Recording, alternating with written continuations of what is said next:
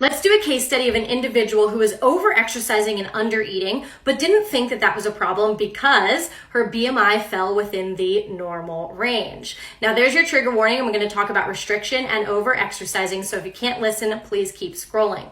Now, this person was 5'5" and 110.6 pounds at her initial visit. And that puts her BMI at 18.3, which is on the cusp, but it's in that normal range. And that was what was convincing her that she was fine. This is great. This is normal, when really it was not normal. So what was happening here is this person was over exercising. She was doing 6 days a week for 90 minutes and only eating 1,000 to 1,300 calories a day. But again, because BMI was 18.3, she was like, this is fine, there's no problem. She even went to her physician, who was kind of like, well, your height and weight is fine, so that's okay.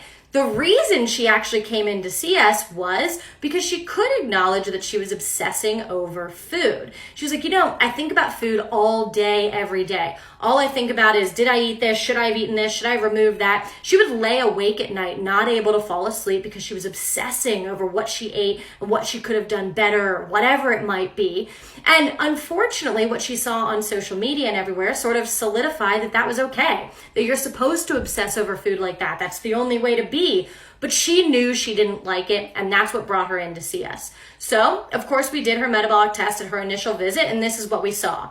So her metabolic rate should be at this 1447 or higher. That's the predicted number for someone a similar age and height. It's where her metabolism should be. This is what we tested her metabolism at, which is 1,005, which is significantly lower than where it should be, meaning that the body is compensating for being under-fueled. So her metabolism has adapted and dropped from that over-exercising and under-eating of only 1,000 to 1,300 calories. What we also see is that her body's breaking down 8.6% more of her lean mass than it should be. This means that the body's chipping away at lean mass and muscle and organ tissue, all because she's not taking in enough to fuel her body.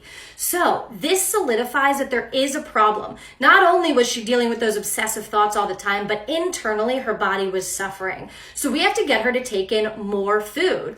What taking in more food is going to do is improve this metabolic rate to get it to 1447 or higher, and get it so that the body is no longer breaking down too much of this muscle mass.